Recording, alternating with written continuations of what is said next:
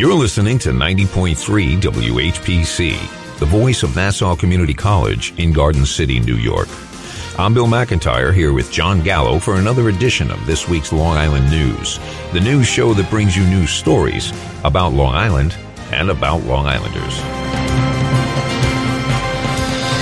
And now we're very happy to welcome to the show for the first time Nassau County Legislator Debra Mulé, who is currently representing communities in Nassau County's 5th Legislative District, which consists of Baldwin, Freeport, South Hempstead, parts of Rockville Center, Merrick, and Oceanside. Well, good morning to you. How are you? Good morning. I'm so happy to be here. Thank you for asking me to join you. Oh, well, we'll be asking you again, too, because I'm sure, it's really good for us to find out and meet the people who are actually out there, doing the stuff. Yep, especially on the local levels. We've definitely talked to elected officials from the federal level to the county level and the town level. And it's always good to hear, how that kind of interaction is between folks, trying to help Long Island families out here. So appreciate your time again, Legislator Mulé. I guess we'll start with what we do with most folks that we interview the first time. Just kind of get your thoughts on how we've kind of gone through this COVID pandemic so far, and where you see things now going into basically the third year pretty soon. I know there's a lot of discussion about this administration at the county executive level versus the previous, but we'll get there in time. But I guess maybe your top line thoughts before we move forward.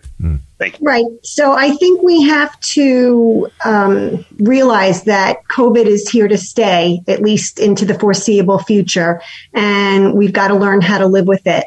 And I think we're learning that. At the beginning, it was brand new, and we just didn't know too much about it. And I think we all remember doing things like wiping our groceries down, and now we know we don't need to do that anymore.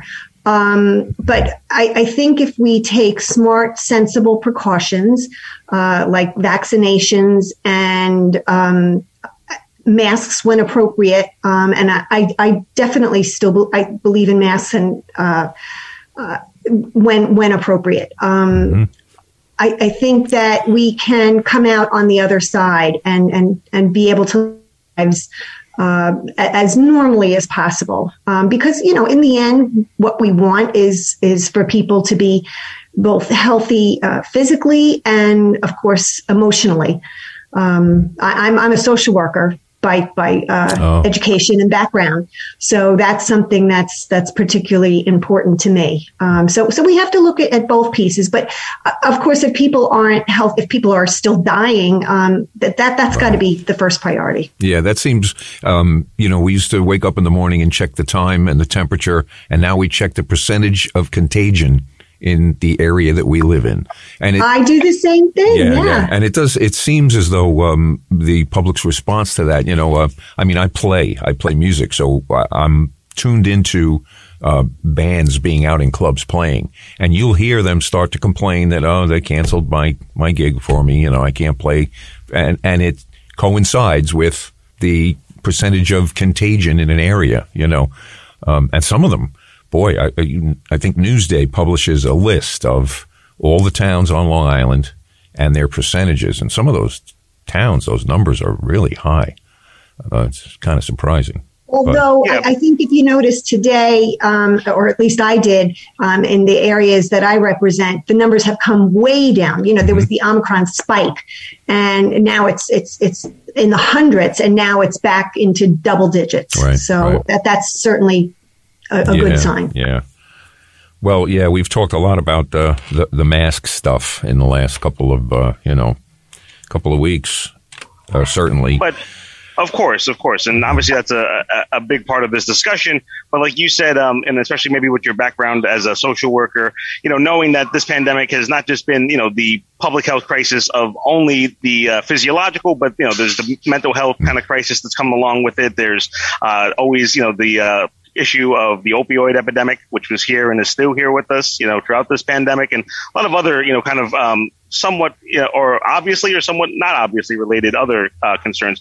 One thing, maybe speaking to Bill's point, is the actual small business recovery and trying to, make sure that folks can earn the living and afford to be out here on Long Island. So what are your thoughts on that? Where the county is? I know we've talked to, again, the former executive, the current executive, a lot of other folks about a lot of the programs in terms of trying to, help defer some of those costs, et cetera. So can you tell us about your thoughts on, what the county has done and continues to do? Sure. Well, of course, we got a big infusion of cash from the federal government specifically to address small businesses.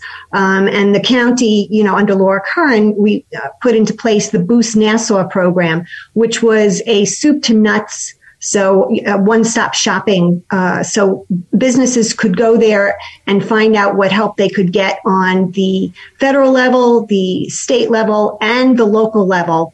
And it to me, that was just such a sensible way of approaching helping businesses, because then they didn't have to scramble. I need to go here, I need to go there. It's as I said, one-stop shopping. And so we tried very hard to get the word out on that. I know I walked door to door in my district, in some of the business districts, and I know other legislators did the same thing. And I know that still some businesses are not aware of it because they haven't had they just aren't aware of it. And so we need to continue to make sure that people know about Boost Nassau and take advantage of everything that it has to offer. Most definitely. And then I will say, we did just receive the sales tax revenue, the most recent sales tax revenue, and it has gone up, and it's continued to go up since it first went down. So I think we're succeeding. That's good. Yeah, I know the state comptroller, Napoli, had put out some reports talking about the previous years, how much sales tax was impacted by, obviously, the pandemic. But it's good to hear that we are rebounding and, that money will come back into the base over here of Long Island for schools and everything else, roads that we obviously, definitely need. So, and to that point, I know, I've seen you out in the community, it's pretty standard, but, I think people do ribbon cuttings with like local chambers of commerce, the business industrial development groups, such like that. And I feel like now more than ever, that is actually a very meaningful, kind of symbolic representation, trying to wish these businesses well during as hard of a time as ever. A lot of the restaurants, what do they say, 50% close in the first year, but now I bet you that number is even a little bit worse. So can you talk about, maybe those business owners and just the community members that you've spoken to over the last few years and what they kind of tell you and how that informs your policy? Sure. Well, I attend chamber meetings in my district, and I think that that's one of the best ways to find out what's happening in the area, because that's where businesses, and mainly small businesses, local businesses, congregate to talk about what's impacting them. And so I think that that's one of the best ways. But again, as I said, I did go door to door to talk to people. And of course, people contact me, or if they see me at some other event, I have all kinds of ways of finding out information, and I'm always open to hearing what people have to say, because there's a lot of things I don't know. So the only way I'm going to find out is if people tell me. Yeah, that definitely makes sense. Yeah. That's why, civic groups and stuff like that are the ears on the ground. And, you can only be in so many places at, one time. But I know they certainly, I'm sure, tell your office, the things that they're concerned about. So that is a good thing, of course. Let's remind our listeners they are listening to this week's Long Island News here on 90.3 WHPC, the radio voice of Nassau Community College. Here with Bill McIntyre, myself, Jon Gallo, and then joined by Nassau County Legislator from the 5th District, Debra Mulé. So, okay, and then maybe turn them back, and Bill, obviously I want to hear some more of the discussion and thoughts that we kind of talked about off air before, but in terms of working with this new county administration, I heard County Executive Blakeman on Brian Lear's WNYC show yesterday, and I know we spoke with him a few times since he's, kind of basically either been elected or was, seeming to be elected. So how is it different? I know, people see a lot of the top line issues, kind of the back and forth between Albany and, Nassau, but how is it on the county legislature level? I know, you've probably known him to some extent before, or just tell our listeners, what you think about this now. Well, of course, things are different. And I think it's too soon to say substantively what's going to be different, because we're still finding out who's being appointed to positions, and none of those appointments have come before the legislature. So we haven't even had a chance, which that's not a fault of the new administration. It's just we're new into the year. I'm expecting that to happen at our next meeting. But I'm hoping that we will. I'm certainly hoping that we will, because we have to vet them and approve them so that going forward we know that people are qualified. Right now we just don't know that. So that needs to happen on the legislative level. I honestly do wish that the county executive would focus more on things that have to do with the county instead of, as you mentioned, going up to Albany all the time. There's a lot that needs to happen here in the county, and things that he can help improve. And instead, I'm frequently hearing him talk about stuff that he has zero impact over, things that need to happen at the state level. So I do find that disconcerting, and I wish he would put his focus on the place where he was elected to be representing. Yeah, that's clear, certainly. And I know, like you said, I think mentioning the home rule, which is, this kind of wonky thing to most, but I know as a county legislator, I'm sure, that's something that certainly is a concern of yours on, making sure that people understand exactly what that means, not, kind of just tossing it around there if it doesn't actually apply as, maybe indicated. Well, let's talk about that. For instance, the whole telling school boards that they no longer have to follow the mask mandate. I'm a former school board member. I know how school boards work. The county government has zero authority to mandate anything. That's the state board of education and Department of Education, pardon me. And so, people who don't know might hear that and be impressed by it. It did not impress me at all. In fact, I was less than impressed. Let's say that. Well, we kind of came to the conclusion, John and I talking about some of these things, that at that point in time, basically what the county executive did was declared open season on school boards, because we saw initially what happened, and we understand that a school board can either close its meeting, which means nobody can come in and say anything, but if it leaves it open, it has to open it to everyone. So a large percentage of the people who got up to speak at local school board meetings weren't even in those districts. That was a concerted and an organized effort to push politics. And anytime somebody talked, that was my first reaction. I don't know why the county executive was poking the governor with a stick, so to speak. When people looking at that either thought, well, this is definitely politics, or he's just foolish because she's the governor and you're not. Right. Exactly. And most of us know the difference and the power stroke that, each job entails. And it just seemed to be a waste of time. So it did seem totally political. And let me just give a little shout out to school boards. Having served on a school board for 9 years, I know how hard it is to do that job under any circumstances. And I think over the last few years, it has become that much harder. You hear about people coming to the school board members and screaming and threatening these unpaid public servants who are presumably there to do the best that they can for the children in their district. And I think it's terrible. Yeah. I really do. It's become part and parcel of the Trump era. I mean, I would agree. He made those things acceptable to some people, and that's why they like him. I can go out and spew my hatred, and I have a backer, somebody who does the same thing. And maybe to your point, legislator, the fact that we've spoken to a lot of the school superintendents also, who really kind of find it frustrating or upsetting to see that now school boards are kind of getting ripped apart, whether it was CRT, which was a big issue, as a dividing line, and, now the masking kind of back and forth.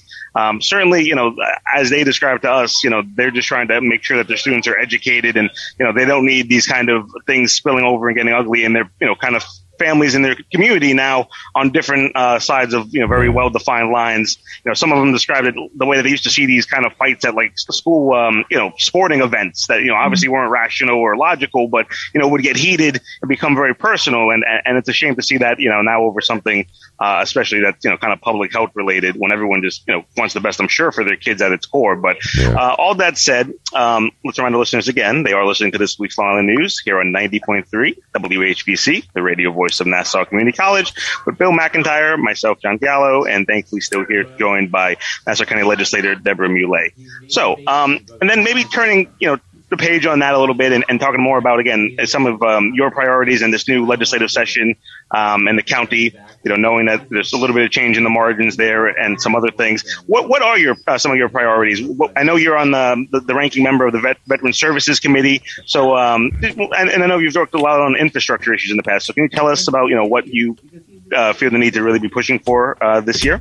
Sure. Well, of course, I think anything we can do to help our veterans is something to be behind. They put their lives on the line for our country, and we always hear freedom isn't free, and it's so true.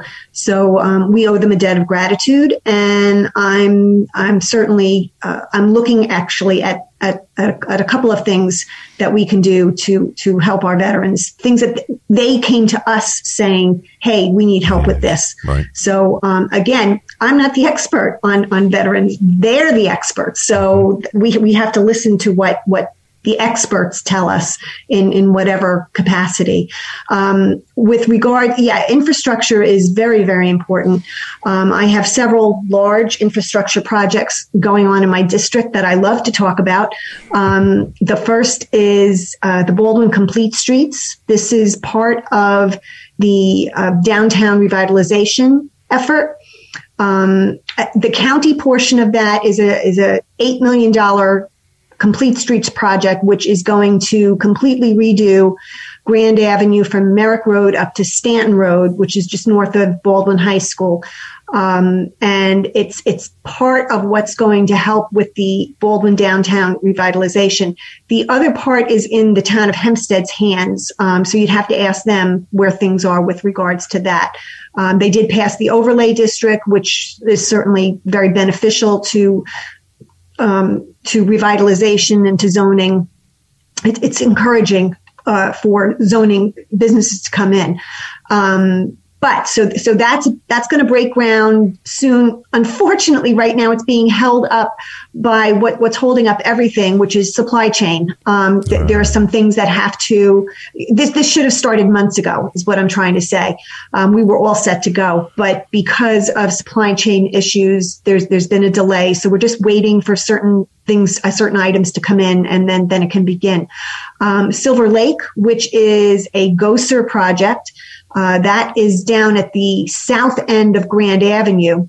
And that was an area that flooded frequently. And so GOSER, the Governor's Office of Storm Recovery, that money was put aside to redo parts of Silver Lake to do flood mitigation, but it's also going to take care of beautification, and also I find this very interesting, a fish gate is going in there so that fish will have an easier time of spawning. And of course, that's something that we all want to see happen. Environmental projects are very, very important to me. And when I first became a legislator, I proposed plastic bag legislation. It didn't go anywhere because the Republican majority didn't want it to even see the light of day. However, I know it was part of the conversation that allowed New York State to pass its own legislation. So, I was very proud to be there at the bill signing. I was invited to do that. So I know it was part of the conversation. So the lesson I learned from that is even if something doesn't succeed the way you originally wanted it to, it may succeed in another way. So you have to always try. You can't just throw your hands up in the air and say, well, it's never going to happen. You always have to try. So, then to talk about a huge environmental project, it's the Bay Park Conveyance Project. I don't know if you're aware of this. This is I believe, $300 million project, which is going to take treated effluent, which is not the same thing as raw sewage. It's treated effluent. So it's basically water, but it's high in nitrogen, which had been going out into Reynolds Channel all these years, and destroying the salt marshes and other parts of the wildlife there. And the salt marshes are so vital in many ways, but for the South Shore in terms of flood mitigation. So long story, try to make it short. This is going to take the treated effluent up to Sunrise Highway. There's an unused aqueduct there. It's going to be slip lined and take it out to the Cedar Creek Treatment Center in Wantaw, where they already have outflow valves, outflow pipes, which are already several miles out into the Atlantic Ocean, and it's diffused when it goes out there. So the effects on the ocean are not anything like what it is in Reynolds Channel, where it's kind of trapped. So the good news is that we're hearing that within a couple of years, Reynolds Channel should return back to the way it was prior to all of that going in. Yeah, that's certainly amazing. And I know we talked about that project with the County Executive Curran at the time when it was announced. And I know certainly it's good to see that funding coming to the area. I know Suffolk County and Nassau County, have definitely had long issues with, nitrification and, the runoff from a lot of these septic systems and stuff like that. So that was, I know, welcome news and certainly great development that I know anyone who was concerned about the environment, myself included, maybe full disclosure, because I live on a salt marsh, to be fair. But like I said, certainly it's an issue that impacts a lot of different things down the chain. Well, too. I think that's something that kind of thing, the waste sewage treatment plants and all that's an issue that is going to constantly rear its ugly head, because there is no fix. It's a situation that's fluid. How about that? But it keeps changing. I mean, local neighborhoods talk about them putting up, development. And they'll put up a 50 unit apartment building.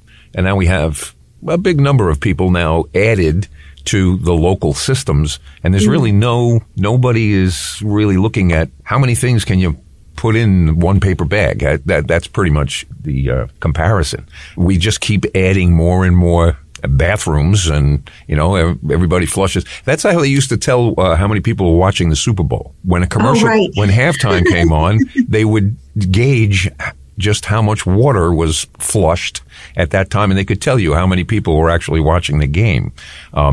That's a lot of water, And I used to be in this industry, so I know that we can kind of fix things, and it runs for a while, but then we just keep adding more and more customers, and now we have to do other things, and hopefully this one will be big, because that is a problem with Reynolds Channel. It's a problem. Well, they passed a law at one time that said all the rainwater had to be captured as best they could and treated, and it just overflowed this waste sewage treatment plants. They, so it was kind of two steps back, one step forward and two steps back. It was a great idea, but the machinery that was in place can't handle it.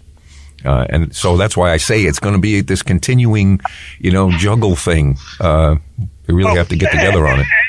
And to your point, though, that's why, again, obviously there are a lot of topics that maybe catch more attention than sewage systems and wastewater people don't treatment. Want to look at it. That's true. But at the same time, we all know that those are the essential issues that literally impact your life. Yeah. And you'll certainly, realize that it's an issue if you get a backup during a major storm, like a lot of folks I'm sure did during Ida when it came through the area. So point being is, that's why that's true. Nobody claps when you're doing it right, but they will scream when it doesn't work. When the water main busts in front of their house, of course. So, okay.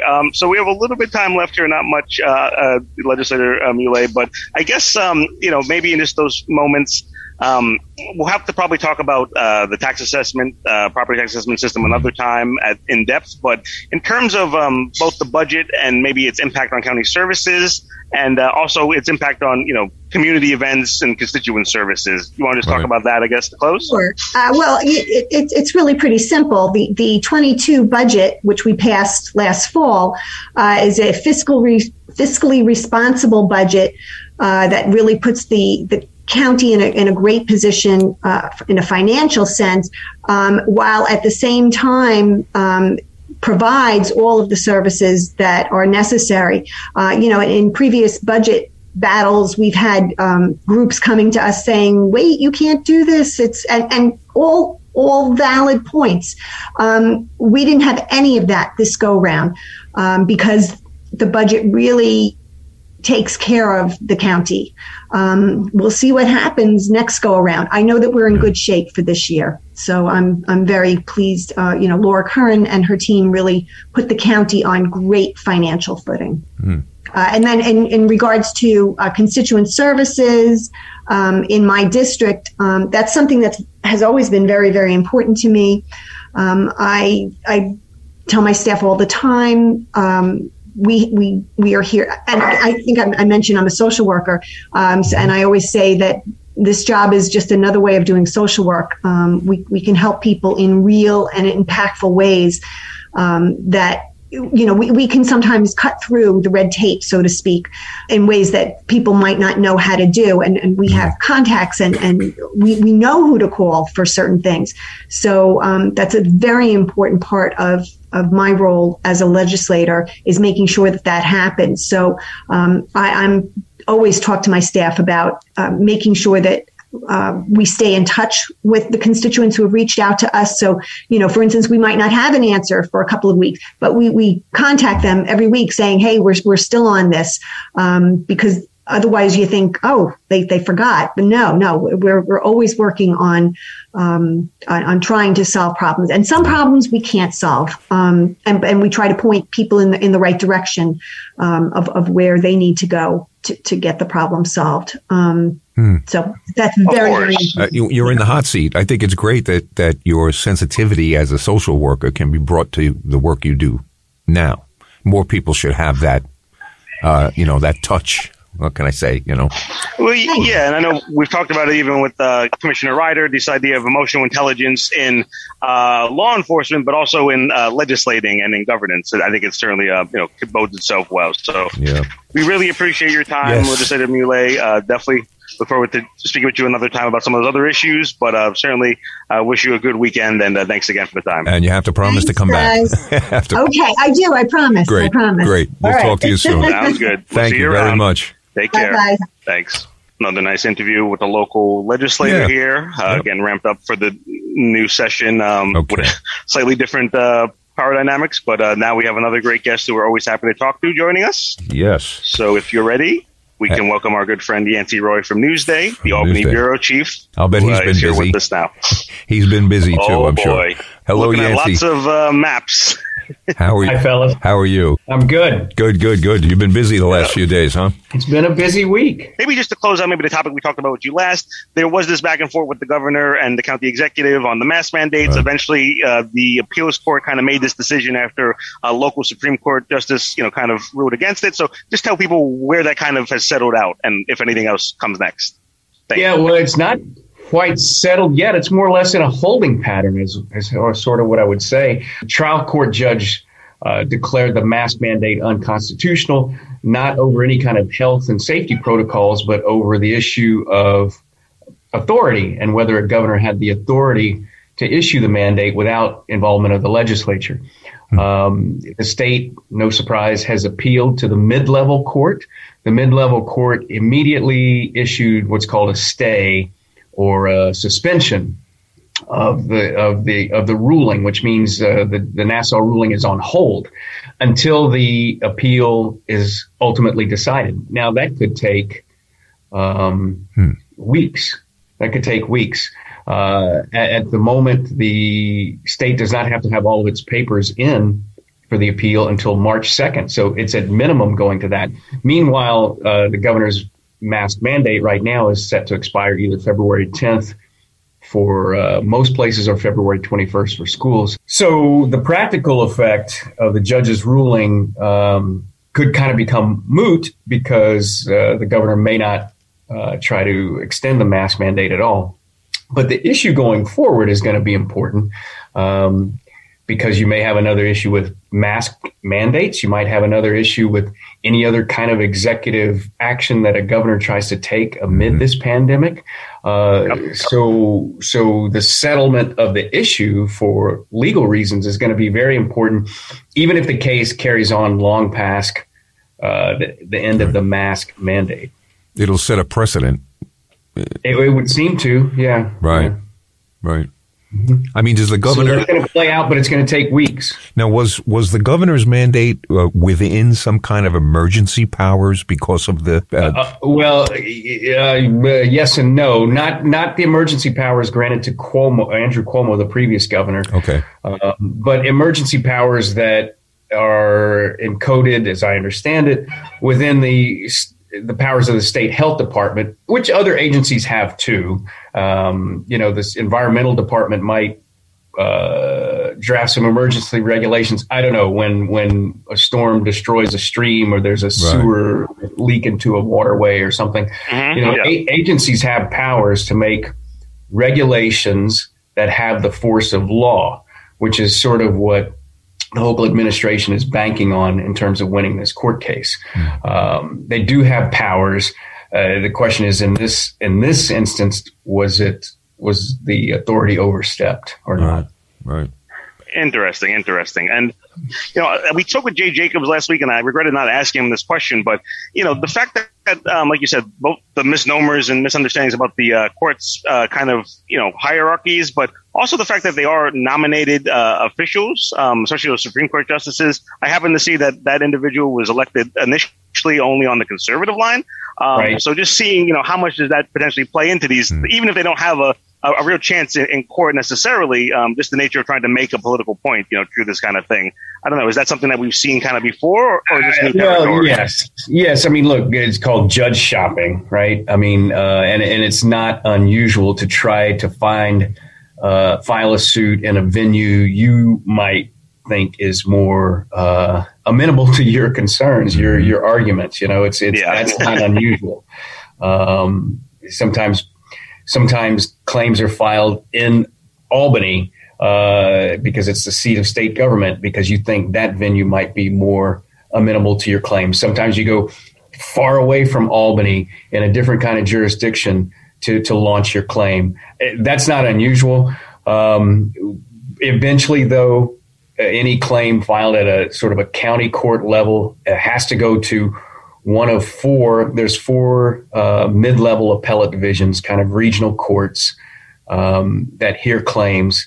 And then, of course, you have above that one top court called the Court of Appeals, which is also kind of misnamed. But that's how it works. You got all these regional courts. You got all these rather county level, district level courts. And then you've got four appellate divisions. And then you've got one court above that. Okay, so thank you for that refresher, and we certainly recommend. And there's your civics lessons for today. Exactly. Go look at Yancey's page. I think you had a nice infographic that you might have retweeted at one point. It's the first for many. The point being is, though, Yancey, turning to the other topic of the moment, and I know that there are expected legal battles as well in that, but redistricting. Everyone was waiting for it, as we talked about before. That'll determine a lot of kind of the other conversations we had, whether it be for other races. But point being is, what are the top line kind of takeaways that you have? I know congressional is a big topic, so start wherever you'd like. Okay, we'll start from the lower end of things. The state legislature, the Assembly and the Senate lines got approved this week and signed by Governor Hochul into law already. The 150 Assembly districts, frankly, there's not a whole lot of change going on there. The Assembly's been Democratic controlled. There weren't that much change. For Long Island purposes, there's a little bit of a change. On the east end, Fred Thiel in the first district would now represent both forks at the end of Long Island instead of just north. And Jody Giglio would her district would move a little bit west and south. That's really minor. There's not a whole big political change there. State Senate, there are some noticeable changes there because the Democrats drew the lines for the Senate for the first time in decades and decades. The Republicans used to draw the Senate line. So they're trying to solidify their power. So two notable things they did on Long Island was that they created two minority-majority districts. Right now, this would be Senate District 6, which is represented by Kevin Thomas of Levittown, and also Senate District 3, which is represented by a Republican, Alexis Wyke, right now. And what do we mean by minority-majority? That basically what that means is white residents no longer make up more than 50% of that district. From the Democratic standpoint, the idea is that Long Island is a diverse place. There needs to be to sort of be representative. There needs to be some districts where minority residents make up more than 50% of a district. Now, from the Republican perspective, the Democrats are redrawing these lines unfairly and in a partisan way to better their chances of winning. Now, the big fight, though, is Congress, really, and this is because the lines changed so dramatically, in part because New York used to have 27 representatives, and now we're going to go down to 26 because of the changes in the census. So there has to be major changes. Just start with that to begin with. Anytime you change the number of seats, there's going to be big changes. Of course. Upstate lost share of population compared to downstate. So upstate is going to be where the seat is lost and cannibalized and moved into other seats. And also, it also means that all of the seats are going to kind of shift north and west as you try to draw bigger districts upstate. Okay. So that's part of why they move. And that's part of why Tom Suozzi's district, New York 3, it's called. Yep. Is now, the way it's drawn now is going to be sort of a Sound Shore district that starts in Suffolk County and just runs along the Long Island Sound, Queens, Bronx, and into the Sound communities of Westchester, such as Rye and Portchester. That one certainly, I know, caught a lot of people, kind of as maybe the most creative, we'll say, and I'll just say that is my district, so I'm certainly interested in what happens with it. And especially since Tom Suozzi seems to, be running for governor and not be running for that seat, so someone new will represent it. And I know there's a lot of discussion, does that enter the potential of someone who is part of the new area that's included in it to run? Talk about a state senator, Biaggi. Right. I know someone else just jumped into the race, if I'm not mistaken, Zimmerman from out on Long Island, who's like a Democratic kind of, long stalwart, and they seem to be getting some support. So how does that potentially change, that specific, I guess, this dynamic? Right. You had a handful of Long Islanders who were already interested and declared their candidacy. John Kamen, Josh Laffasan, Melanie Dorigo. Robert Zimmerman, you'd have to say, is certainly grabbed by far the most endorsements on Long Island. And he's probably, when the filings come in, I would imagine he'd be the guy leading the money chase. Now, the question that you raised is, now that the district goes into Westchester County, and specifically into Pelham, that's the residence of State Senator Alessandra Biaggi. She's been part of the new ranks of the more progressive and younger Democrats in the state legislature. It's been mentioned that she might be interested in running for this district. Her spokesman her official comment is, basically, we're studying it. Now, and if she jumps in, it would be an interesting dynamic because she would probably be viewed as the most progressive candidate, or the progressive with the strongest chance. I know Melanie Dorigo is also progressive. And could she, in a battle with 3, 4, 5 people, could she pull off enough support to win?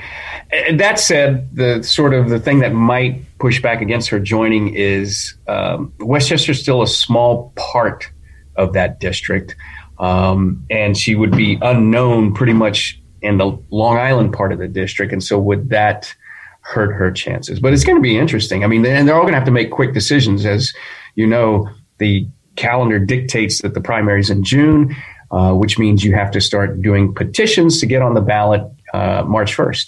So not a lot of time. Oh, yeah. The calendar is going to move quick, certainly. So a lot of pieces to watch, fall over time. So let's remind our listeners, they are listening to this week's Long Island News here on 90.3 WHPC, the radio voice of Nassau Community College, with Bill McIntyre, myself, Jon Gallo, and thankfully still joined here by Yancey Roy, Newsday's Albany bureau chief. That definitely is a lot to consider. And I know that district actually stretched out, I think you might have mentioned, further out east even to some other territories. But what about those other congressional races? I know now there's potential discussion of New York being an actual must-watch kind of state, maybe some national implications of, what happened out there with, Zeldin's district and some of the other ones. So can you tell listeners about that, Yancey? Yeah, sure. First, the big picture with the 26 districts now in New York that have been signed into law, precluding any successful court challenge. If you look at the 26 districts and you just look at them as Biden versus Trump voters and how they align, New York could have as many. It doesn't guarantee that's how people vote, but if you just look at it in that through that prism, 22 out of the 26 would be Democratic leaning or Democratic favorite seats, and that would be a dramatic change because right now it's in New York it's 19 Democrats and 8 Republicans. So if it goes to 22-4, that's a Democratic pickup of 3 and a Republican loss of 4. It would cut the Republican delegation in New York in half. And in a battle for Congress, where, every seat counts, whether it's in North Carolina or Georgia or Texas or New York, 2 to 3 seats here or there could end up making the difference. We don't know the answer to that just yet. And, a key seat to look at on Long Island will also be what's called New York 1, Lee Zeldin's district. Lee Zeldin is a Republican who's an ardent supporter of Donald Trump, who is running for governor. And so that seat's open. And because it's open, the Democrats drew the district in a very different way than it's been. Essentially what they did was they took District 1 of Zeldin and District 2 of Garbarino, and they redrew the lines such that most of the Republican communities are now in Garbarino's district. Andrew Garbarino's in Bayport. And they redrew Zeldin's district to go and pick up a huge chunk of Islip, including Brentwood, and then go all the way north of Farmingdale. And so now when you look at that district, and again, looking at the presidential vote of 2020, which isn't determinative, but just looking at that, it goes from a district that sort of favored Trump to one that would be very much a Biden district based on the 2020 numbers, which is why the Democrats now would have reason to believe they can win New York 1. Oh, that's going to be interesting to follow.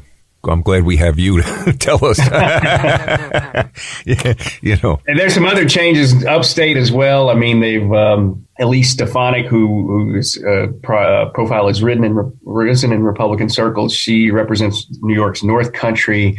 They would make her seat a more safe Republican seat while making more of the seats in central New York more competitive or even favoring some Democrats. So that's sort of the broad swath. When we spoke to Tom Suozzi, he said to us that his seat wasn't safe. I guess the old way. Would this change that? It was always a slightly Democratic seat, although it was viewed as potentially up for grabs this year because the Republicans won so many races in the local Long Island contest in 2021. Enrollment-wise, it still favors the Democrats. But, again, the Republicans would counter that based on 2021 and sort of the national winds that are blowing, that they feel pretty good about their chances in a lot of seats coming up in 2022. Yeah, including that district, New York 3. Right. They have to reprint all of these and hand out maps to really. The whole landscape changed, right? Yeah, there's no district again because we went from 27 to 26 seats. You just have to divide the seat differently. So there's not a single district that stayed exactly the same. Right. You just can't have that. You have to change, but so it'll be all different. Yeah. Well, some places in New York City, very slight changes, but yes, everyone changes a bit. Yeah. Well, it was kind of wild when I heard the news yesterday, and I said to somebody, "Oh, come here. Here's today's news. Republicans are complaining." I said, I thought, they basically did the same thing when they had the ability to do it. I don't know. This is all about and gerrymandering is what happens when.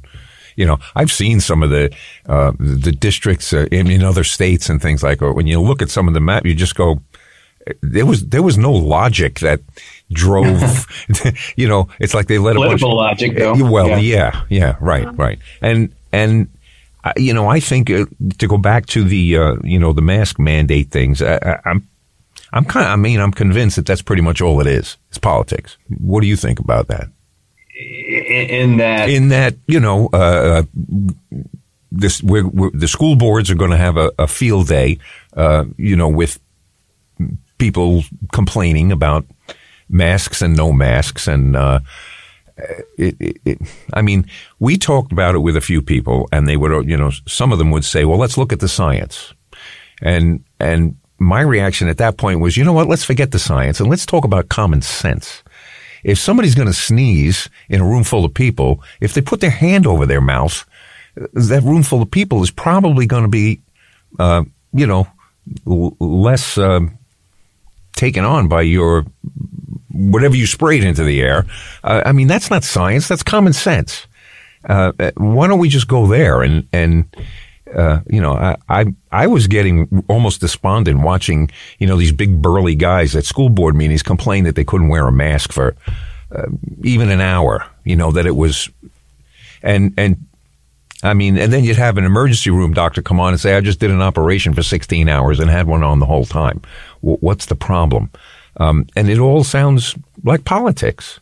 Well, a lot of every decision in and around the pandemic has been, fraught with politics. As we mentioned at the start here, the trend right now with the cases going down, and they're going down again today, it would seem to signal the likelihood that the governor won't try to keep a mask mandate going for too long. And then we'll have the court thing. What's going to be interesting, Bill, is like as we move down the political calendar, we're sitting here in February. Elections are not until November. Yeah. There are some people that are upset about masks, don't like the mask. Does it continue does it have legs? Does it become a political issue all the way into the fall? Right.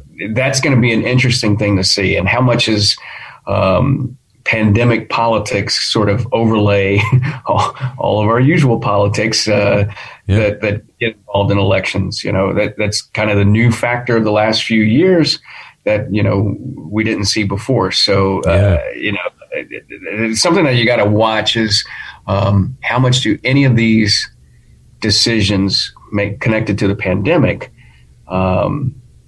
influence political decisions by voters beyond the usual things that we used to have: schools and taxes and crimes and environment and labor and equity and all of those other issues. Now you've got pandemic issues in the mix as well, and which one kind of comes out to be a predominant theme. Yeah, no, it's true. They're saying that this is the new reality, that we may have the coronavirus in some form or other. It will be present with us from now on.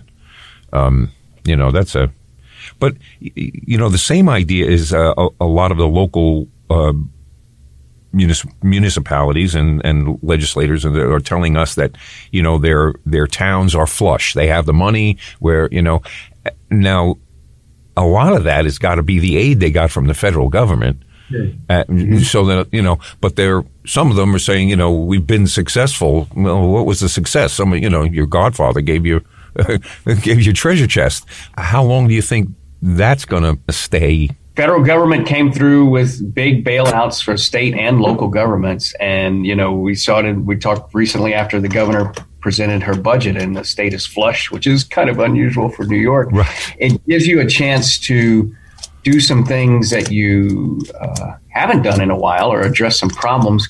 But at the same time, you'll find fiscal watchdogs such as the Citizens Budget Commission and others saying, this is a one-time influx. You can't count on this year after year after year. And they're urging, restraint in the sense of putting some money away in reserves. Mm-hmm. Don't try to add on to your recurring kind of expenses cover it with this money, because eventually you're gonna find yourself. You're not gonna have it. Yeah. And I just want to go backwards a bit. You said something about, we were talking about pandemic and the effects of pandemic, and one interesting thing from Albany, which it's kind of inside baseball, but sometimes I think it's kind of interesting. We had the battle over redistricting, and then there was votes on redistricting in the Senate and the Assembly. It's very controversial. It's very important. And the halls of Albany literally were pretty much empty, which is unusual for this sort of thing. Typically in Albany right now, on legislative days, which are three or so days a week right now, the halls are packed. Halls are packed with lobbyists and activists and school boards and school activists and union people. And especially, at the time of redistricting, there's usually a lot of hubbub and the hallways are full.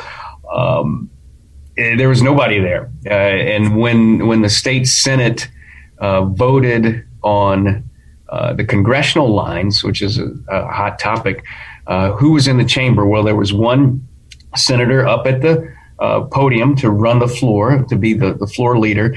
There was one Democrat and there was one Republican arguing, and questions going back and forth, but just one point person there. Now, everybody else voted remotely. Okay. So their vote was recorded. But it's just so unusual for it to be like that. That's just another sort of concrete example of how the pandemic has changed the way not only are folks going to school, but how your representative republic is functioning in this day and age. And it doesn't necessarily mean that it's necessarily worse, but it is interesting when you have fewer people around and fewer inputs and sort of everything taking place in a remote fashion. It's going to be interesting to see also if that continues as the cases are reduced and we move further along into the budget season. Right around April 1, there's a lot of activity around the Capitol because that's when you adopt this multi-billion-dollar budget. And it's hard for lobbyists, I think, harder for them to make their case when you can't access people personally in and around the building. You have to resort to phone and text and emails and all of that. That could actually be the good side. Well, some people might argue that's a good thing. That could be the good side. But the other thing is, and it's the appearance of that even the legislators themselves don't get to mingle and exchange ideas. We as the constituency would like to think they do that, but it may just be a picture for television.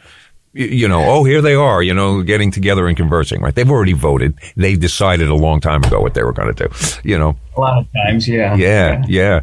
Well, it's, there are so many things, Yancey, I could keep you on all day if, we could go through topics, but I know you've been, busy with a lot of media things. Everybody wants to know what's going on in your world, apparently this week. So, but I want to thank you as always. You come on and, you kind of straighten us out.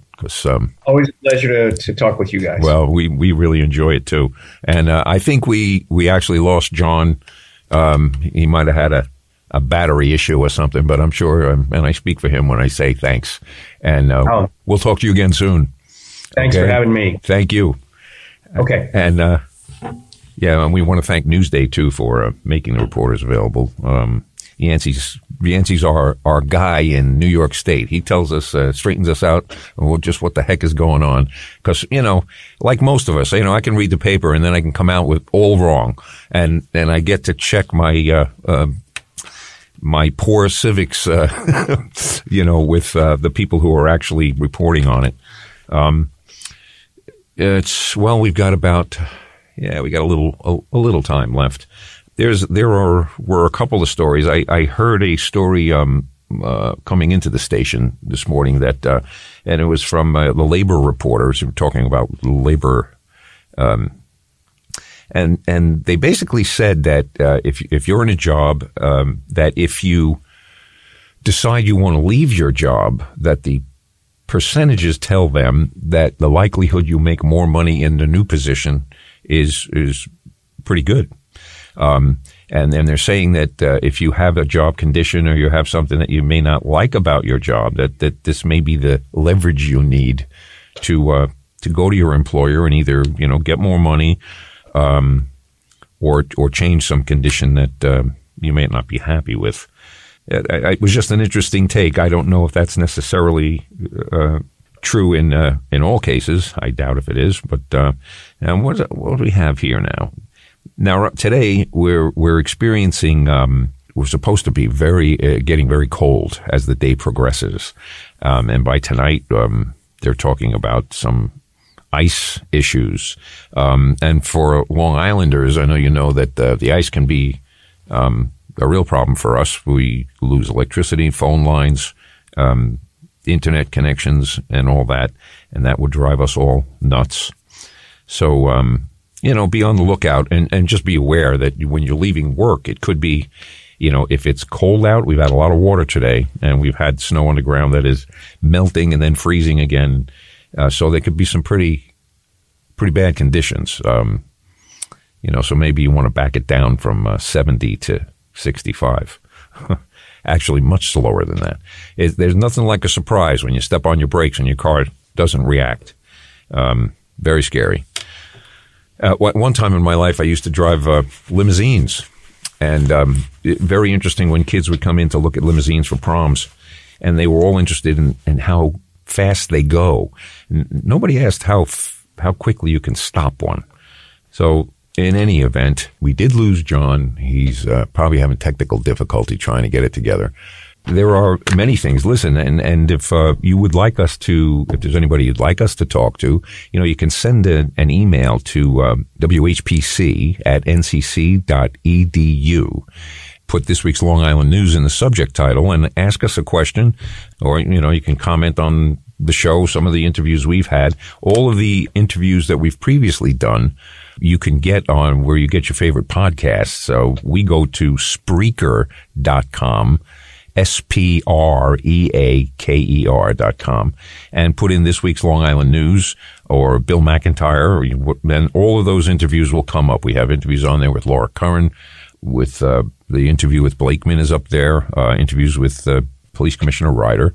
They're all on tap there. If there's something you missed or something you'd like to hear, and a lot of good info in a lot of them. I do want to do one shout out to my neighbors across the street. When it snowed recently, they came over, Ralph and Kim, and took care of the sidewalk. And we've got a very long sidewalk and a big driveway. And Ralph took his snowblower out and cleaned us up, and I didn't have to hurt myself trying to get rid of all that snow. So again, big thanks to Ralph and Kim, and to Mike on the other side of the street there, who also helped out with his. Thank God these guys bought snowblowers. Anyway, the clock on the wall does say it's time for this week's Long Island News to move on out of here. We thank you for joining us and remind you can catch this week's Long Island News every Friday at 3 o'clock right here on 90.3 WHPC.